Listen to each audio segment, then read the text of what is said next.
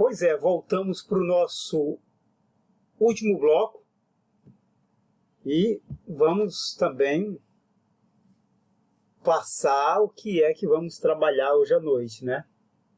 Vamos passar o que é que vamos trabalhar hoje à noite.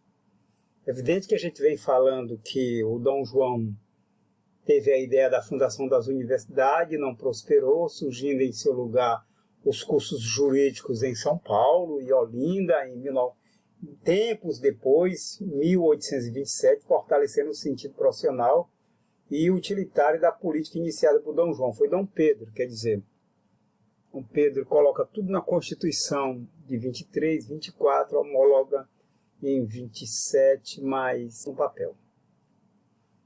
E com isso deixa mais uma vez os estudos secundários debilitados.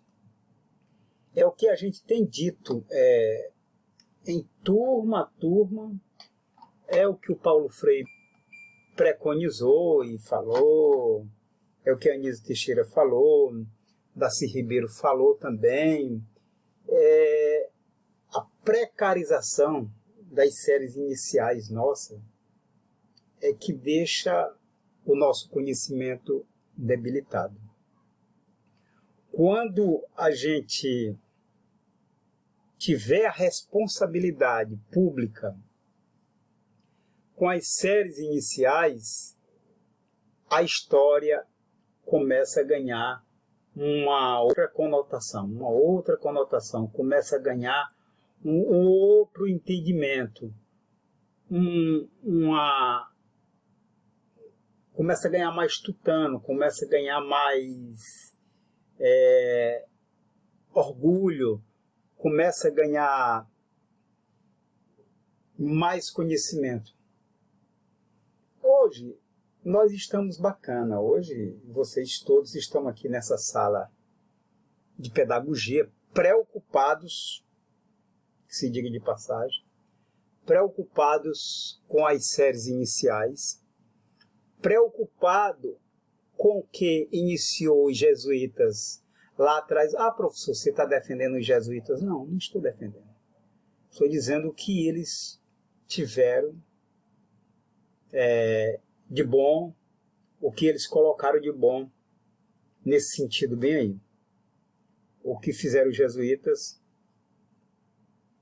e preocupados também com a derrocada que fez o Marquês de Pombal.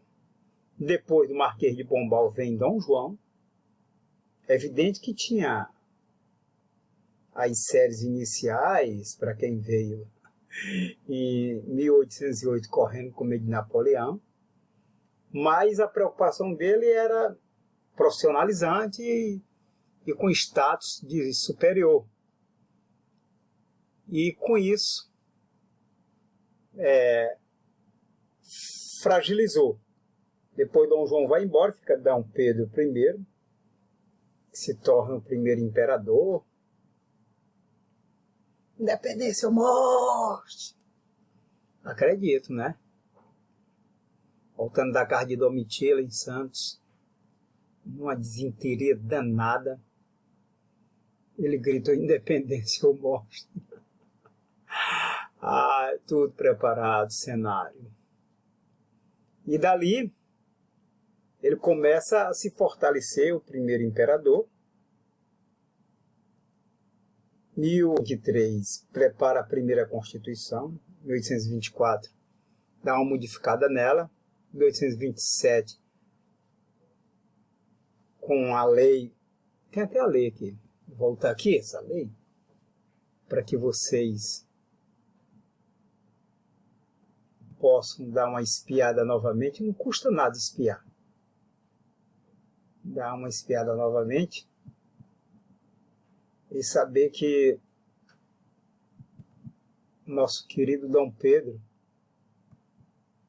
de fato, não assumiu o que era para ser assumido. Será que estou passando demais?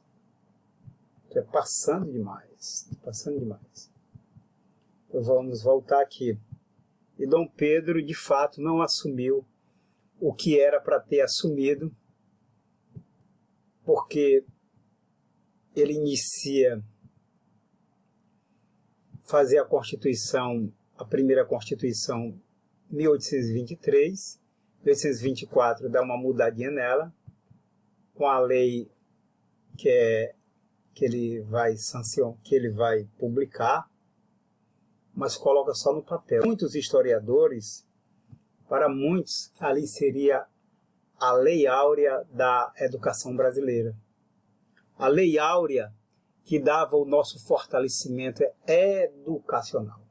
Também foi debatida a criação das universidades com várias propostas apresentadas. Como resultado desse movimento de ideias, surgiu o compromisso do Império na Constituição de 1924, que já tinha começado na de 23, Cair faz outra, do próprio punho, assegurar a instrução primária, olha como isso é forte, está entre as aspasinhas, né?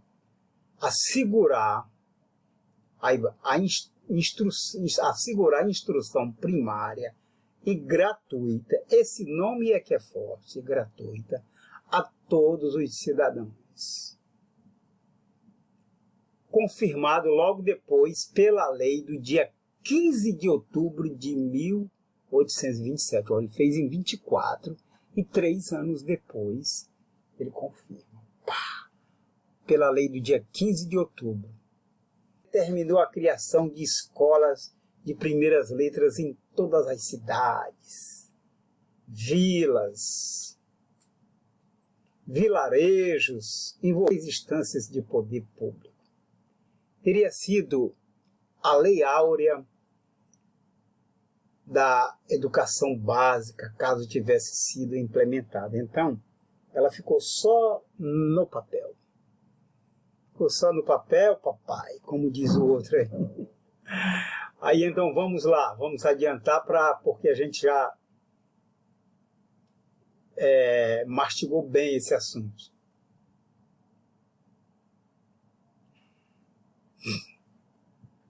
Vamos lá. Continuidade. Além disso, alguns anos depois da promulgação do Ato Adicional de 1934, delegando às províncias a prerrogativa, aí ele volta, de legislar sobre a educação primária, comprometeu em definitivo o futuro da educação básica, pois possibilitou que o governo central se afastasse da responsabilidade de assegurar a educação elementar para todos. Então, bem aí, o governo brasileiro já começa a tirar o dedo da reta. Assim, a ausência de um centro de unidade de ação indispensável diante das características de formação cultural e política do país acabaria por comprometer a política imperial de educação. A descentralização da educação básica, instituída em 1834, foi mantida pela República. Olha como é que é a República. Vem lá Deodoro da Fonseca, Floriano Peixoto, todo mundo que antes era imperialista, era do Império, dava força para o Império, e deram uma cacetada no Dom Pedro II aí, mas eles pegaram e mantiveram da mesma forma. Por que vocês acham que depois surge a Guerra de Canudos, o cangaço só se afunila mais, outras revoluções? Porque não tinha educação, só tinha impostos. Não tinha nenhum benefício de saúde, só tinha o Império passou a fazer do mesmo jeito, ou a República passou a fazer do mesmo jeito do Império, e com a mão de ferro bem mais pesada ainda. Aí então começa a surgir essas revoltas todas. O Nordeste foi palco de várias revoltas, de vários levantes, de mortes, de tudo. Não é à toa que os caras entraram aqui para matar o Antônio Conselheiro, que já estava morto há mais de 7 dias e enterrado. Entraram em Canudos, depois que resistiu Canudos, várias investidas, entraram, desenterraram o cara, forçaram a dizer onde estava, para cortar a cabeça dele. Isso era a nossa república, gente. Isso era o grande homem, Duque de Caxias. Vocês vão encontrar isso no livro de Euclides da Cunha, Sertões. E agora, Frederico Pernambucano de Melo, esse grande pesquisador nordestino, que também tem especialidade no cangaço, lançou um livro agora recente sobre Canudos. Belíssimas. Canudo tinha uma organização social de educação, de economia, uma sociedade alternativa e de segurança, né? E respeito, e de religiosidade, e respeitava também as diferenças. Então você vai encontrar tanto isso com Euclides da Cunha, como você vai encontrar também com Frederico Pernambucano de Melo. Pode pesquisar que esse livro novo, pode comprar, eu aconselho. Inclusive, eu já estou com ele, né? A descentralização da educação básica, instituída em 1834, foi mantida pela República, impedindo o governo central de assumir a posição estratégica de formulação e coordenação de política de universalização no ensino fundamental, a exemplo do que então se passava nas nações europeias, nos Estados Unidos e no Japão. Em decorrência, se ampliaria ainda mais a distância entre as elites do país e as camadas sociais populares. Então, os pobres é sem educação. Os pobres não terão direito à educação de maneira alguma. Então, com essa tomada de decisão da República, que tinha destronado Dom Pedro, que caminhava, já dizia que caminhava para isso, mas caminhava em passos muito lentos, que já estava há muito tempo no poder. Viu?